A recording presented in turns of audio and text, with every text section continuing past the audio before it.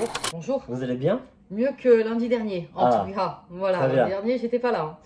De quoi parlons-nous aujourd'hui? On va parler du précédent concours du vainqueur Oui. d'Anthony. Donc, de la série du chat du bibliothécaire, tome 3, celui-ci. Par Miranda James. Très bien, donc nous l'avons lu.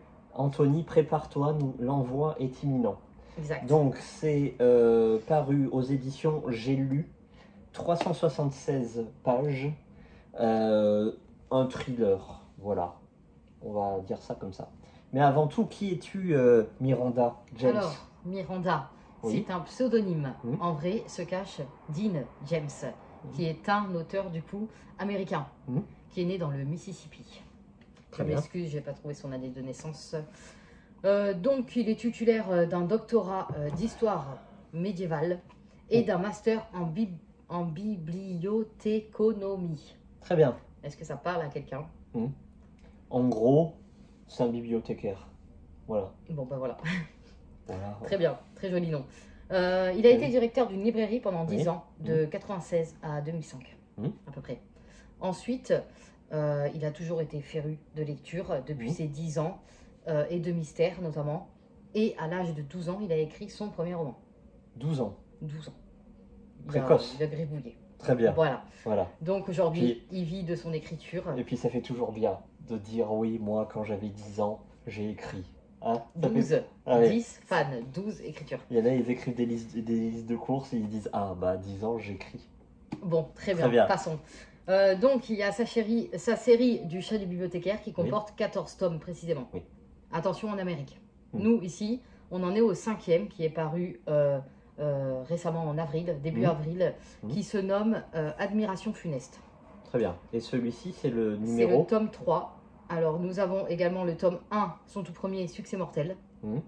Le tome 2, Inventaire fatal. Oui. Et nous avons le tome 3, ici présent. Théâtre macabre. Voilà, très bien. Bon. On va passer du côté du pitch. Exactement. Déjà, on va préciser que le personnage principal, c'est un bibliothécaire. Oui. Voilà. Donc, c'est tiré directement de sa vie. Voilà.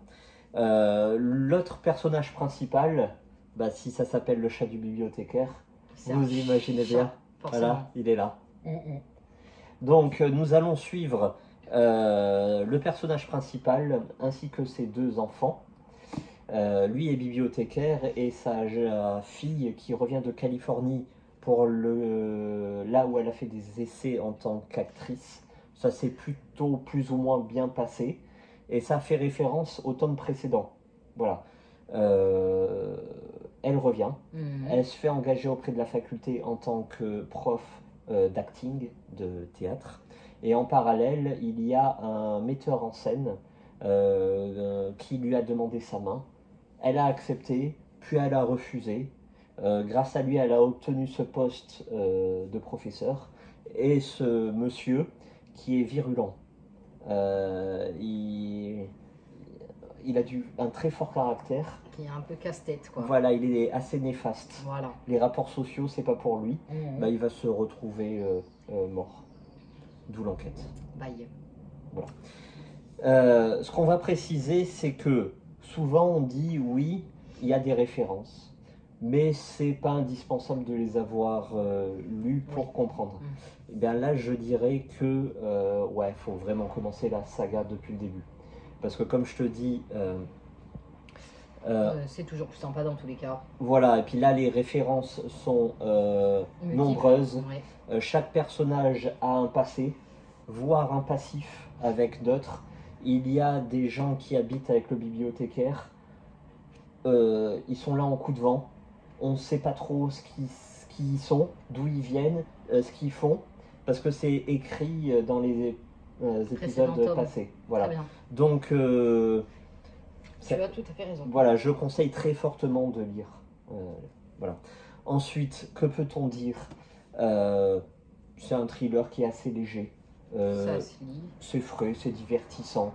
C'est évidemment pas le thriller de l'année. Alors, à savoir, j'ai peut-être omis ce petit passage.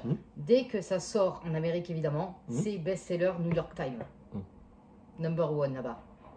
Voilà. Il n'y a pas un gramme de violence, il n'y a pas un gramme de noir. Il y a du C'est suspense. doux, ça se lit, voilà. C'est une enquête. Comme je t'ai dit, l'enquête est assez bien menée. La façon dont elle est résolue est assez agréable. C'est pertinent, c'est crédible. Il n'y a pas des choses extraordinaires qui s'y passent. Oui. Dans le sens phénoménal, grotesque, farfelu, incroyable, voilà. Non, tout est... ça se tient. Voilà. Par contre, ça plaira pas à tout le monde. Oui, voilà, moi, ça m'a fait Voilà. penser un peu à ce que je lisais dans mon adolescence. Oui. Donc, j'ai bien aimé du coup. On le conseille très fortement aux jeunes générations, aux Oui. ados, aux jeunes adultes. C'est très frais.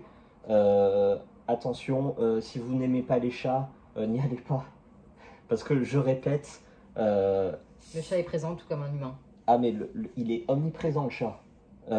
Il a une attitude, c'est de l'anthropomorphisme. Voilà, le chat c'est un humain. Voilà. En fait, tu lui parles, il comprend, il réagit en fonction. Presque tu lui dis va faire le café, il va faire le café le chat. Tu vois. Donc ça, des fois, au début, oh, mais à la fin, voilà. Surtout... Ah, mais en même temps, ça s'appelle le chat du bibliothécaire. Ouais, donc, mais le type a un rapport fusionnel avec son chat. Il doit choisir entre ses gamins et le chat, il prend le chat. Oui, bah c'est bien. Ouais, on a besoin de plus de personnes comme ça. C'est bizarre. Hein, non, moi j'aime bien. Ça rapporte justement... Et puis des fois, ça casse le rythme du récit. Ils sont en pleine résolution du mystère. Le chat vient, le chat miaule. Il laisse tout en plan pour aller caresser son chat et le rassurer.